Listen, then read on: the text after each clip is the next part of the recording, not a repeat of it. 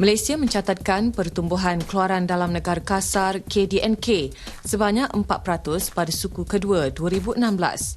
Ini berbanding pertumbuhan KDNK 4.2% yang disaksikan pada suku pertama tahun ini. Seperti negara-negara lain di Asia, pertumbuhan ekonomi Malaysia pada suku kedua disokong terutamanya oleh permintaan dalam negeri.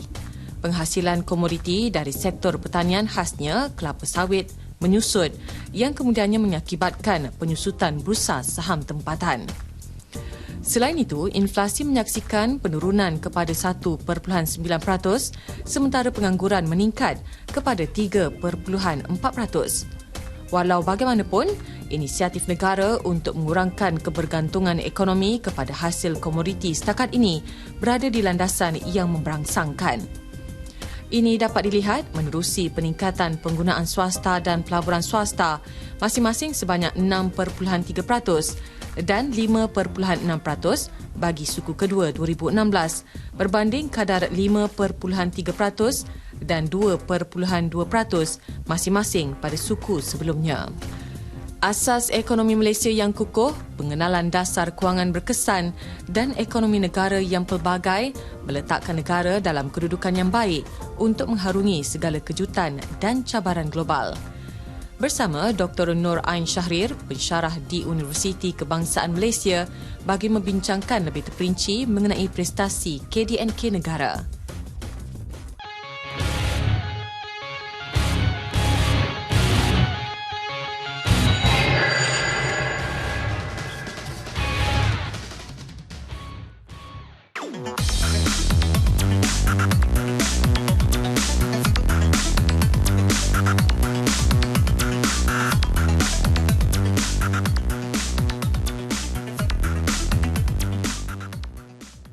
Dan sudah pun berada di studio pada petang ini untuk kita berkata ataupun bercerita mengenai prestasi KDNK suku kedua 2016.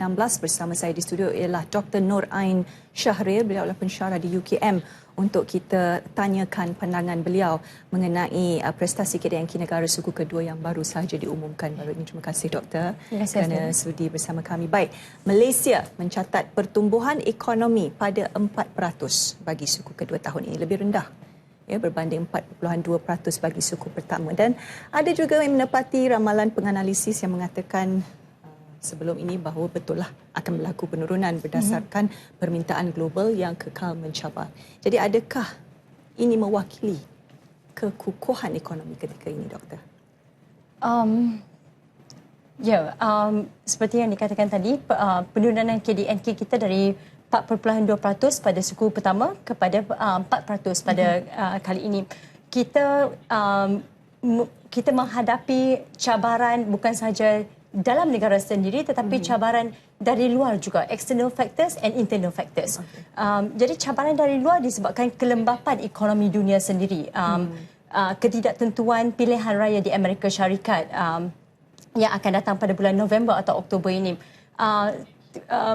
ketidaktentuan uncertainty dari segi Brexit referendum baru-baru ini. Jadi external factor, faktor-faktor luar dari negara ini menjejas ekspor kita seperti yang dijangkakan. Dan kita juga mempunyai faktor-faktor dalaman yang turut sama menyumbang ke arah penurunan KDNK negara kita pada suku kedua tahun ini. Jadi bagaimana KDNK ini dapat kita tingkatkan kebajikan dan juga pembangunan ekonomi? Untuk memastikan yang KDNK kita terus berkembang, seperti yang kita fokuskan, terdapat banyak reform. Terdapat banyak reform ataupun perkara-perkara faktor-faktor yang perlu kita perbaiki supaya pertumbuhan KDNK kita akan terus berkembang pada masa depan. Antaranya dari segi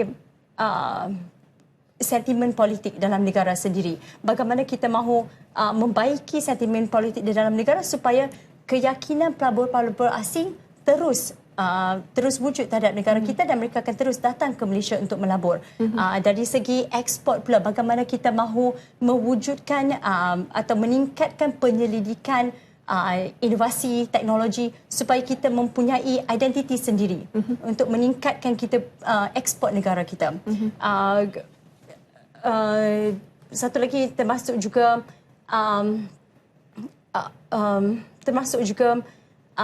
good governance atau tadbir urus negara yang lebih baik, lebih telus, lebih cekap dan lebih bertanggungjawab supaya keyakinan pelabur-pelabur asing terhadap negara kita tidak terjejas.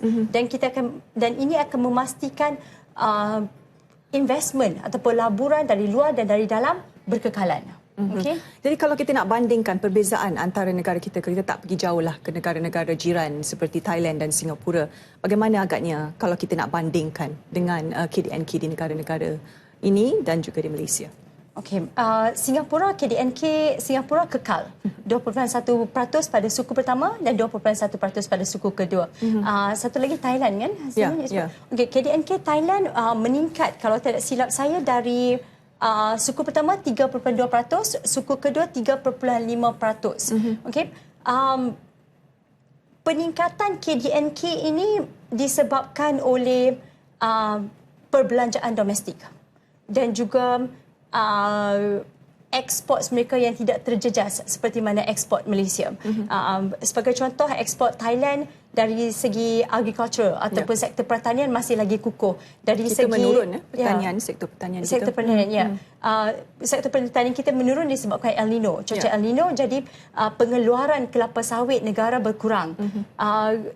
Thailand juga negara Thailand juga mempunyai sektor perikanan, fisheries yang boleh digunakan sebagai landasan untuk ekspor mereka.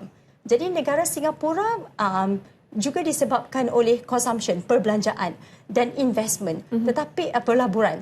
Tetapi Singapura, pelaburan di Singapura adalah pelaburan dari segi high ends. Pelaburan dalam sektor-sektor yang tinggi. Kos sara hidup juga tinggi di sana. Ya, kos sara hidup juga tinggi, tetapi Singapura mempunyai penyelidikan, research and innovation yang tinggi dan boleh dijadikan buffer kepada kelembapan ekonomi dunia. Okay. Jadi bagaimana agak dari sudut penawaran, kita dah sebut tentang sektor-sektor yang disebutkan tadi, seperti saya sebutkan tadi, sektor pertanian mengalami sedikit penurunan di negara kita. Bagaimana sektor ekonomi yang lain seperti sektor perkhidmatan, sektor pengilangan dapat membantu mengukuhkan lagi ekonomi negara kita? Okey, sektor KDNK negara kita kali ini KDNK negara kita kali ini diterajui oleh perbelanjaan domestik. Okey, perbelanjaan domestik. So domestic consumption, perbelanjaan domestik dan domestic investment. Okey, oleh sektor swasta. Jadi bagaimana sektor pengilangan, seperti yang disebutkan tadi, sektor pengilangan dan satu lagi sektor perkhidmatan. Sektor pengilangan dan sektor perkhidmatan di negara terus berkembang pada KDNK kedua jika dibandingkan dengan KDNK pertama. Sektor perkhidmatan dari segi tourism, pelancongan, dari segi restoran, dari segi services, perkhidmatan. Ya, terus berkembang. Tetapi apa yang kita mahu ialah services yang memfokuskan pada teknologi-teknologi yang tinggi. Okay? Bukan services yang melibatkan sophistication yang rendah. Okay? Services yang melibatkan sophistication yang tinggi, ekspor sophistication yang tinggi. Baik, jadi adakah prestasi yang dicatatkan pada masa ini berada di landasan ke arah mencapai negara maju dan berpendapatan tinggi, Doktor? Sebentar tadi saya mendengar sebab menyampaikan berita tadi. Kita tidak jauh dari mencapai sasaran definisi negara berpendapatan tinggi dan maju seperti Amerika, Britain, Australia dan Jepun. Tetapi ada beberapa kondisi ataupun prerequisites yang kita perlu penuhi, syarat-syarat yang perlu kita penuhi untuk mencapai tahap setanding dengan negara-negara tersebut. Adakah kita bergerak ke arah itu? Kita nak ke wawasan 2020, tidak berapa tahun saja lagi. Yes. Program-program yang dilaksanakan oleh kerajaan memfokuskan ke arah meletakkan negara setanding dan sejajar dengan negara-negara yang berpendapatan tinggi dan negara-negara maju seperti Amerika, Jepun, Australia dan Britain. Tetapi pemfokusan yang lebih diperlukan dari segi good quality education, pendidikan yang berkualiti, bukan sahaja di peringkat universiti tetapi juga di peringkat sekolah menengah, sekolah rendah dan prasekolah. Good governance, tadbir urus yang baik, narrowing income inequality, macam merapatkan jurang pendapatan bukan sahaja di antara kaum tetapi juga jurang pendapatan antara isteri rumah yang berpendapatan tinggi, berpendapatan rendah. Jadi boleh tak kita katakan bahawa kesan GST yang dilaksanakan pada April 2015 ini memberi kesan kepada inflasi pada pandangan doktor? Sememangnya apa-apa teks yang dilaksanakan oleh kerajaan bukan sahaja di negara kita tetapi di negara-negara luar juga akan menyebabkan inflasi. Okey, menyebabkan inflasi. Kerana bila harga naik, selalunya producer ataupun syarikat-syarikat pengeluaran akan paskan atau salurkan kenaikan harga ini kepada pengguna. Jadi sememangnya pengguna akan end up atau akhirnya kena membayar lebih. Okay? Tetapi kesan GST, kita sudah melalui kesan GST ni lebih dari setahun. GST diintroducekan, diperkenalkan pada 1 April 2015. So kita sudah merasai atau melalui GST ni sudah lebih dari setahun. Jadi walaupun kita suka ataupun kita tak suka dengan GST ni, kita dah kena absorb. Okay? So GST, kesan GST ni sudah setahun yang lalu. Jadi tadi ada doktor sebut tentang bagaimana sektor swasta ini dapat membantu daripada sudut sebahagian besar pada KDNK suku kedua ini. Jadi bagaimana agaknya pada pandangan doktor, adakah sektor swasta ini akan membantu lagi, akan berterusan sehingga hujung tahun ini? Pada pendapat saya, sektor swasta akan terus memacu pertumbuhan KDNK negara sehingga hujung tahun ini. Kalau kita lihatkan pada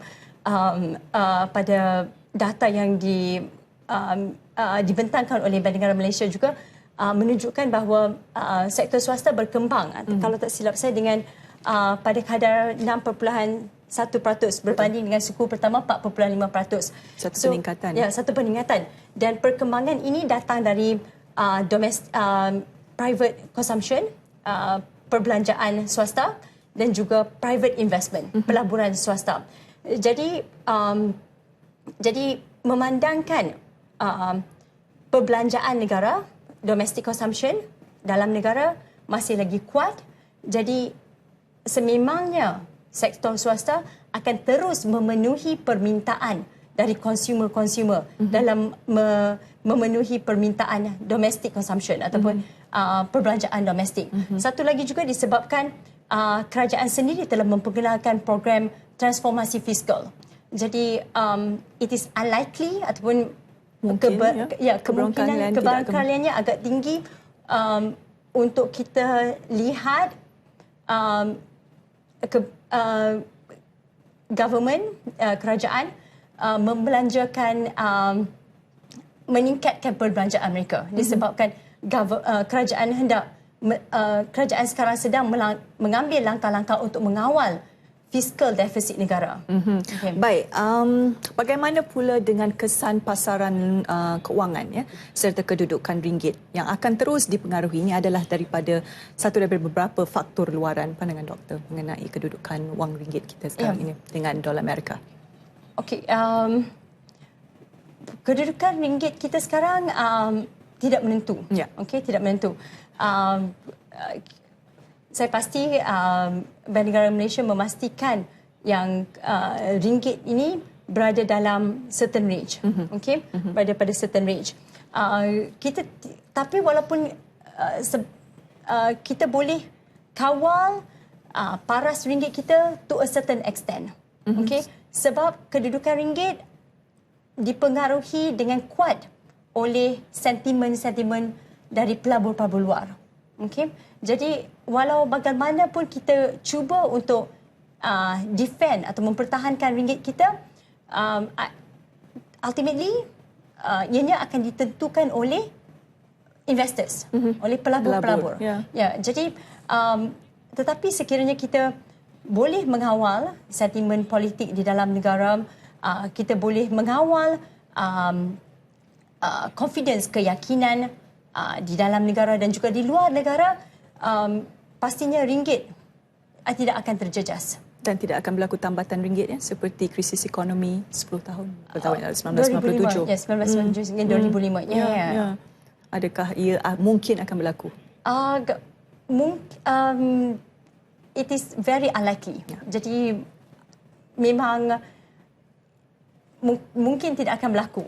Okay. Baik, bajet 2017 akan dibentangkan.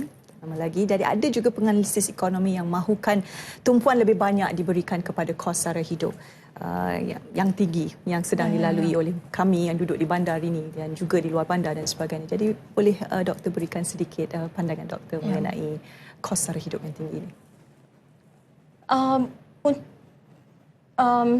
Pada awal tadi kita telah membincangkan pertumbuhan KDNK negara yang diterajui oleh consumption, perbelanjaan. Betul. Perbelanjaan domestic consumption, perbelanjaan domestik. Jadi untuk memastikan perbelanjaan domestik ini berterusan, masyarakat kita harus memastikan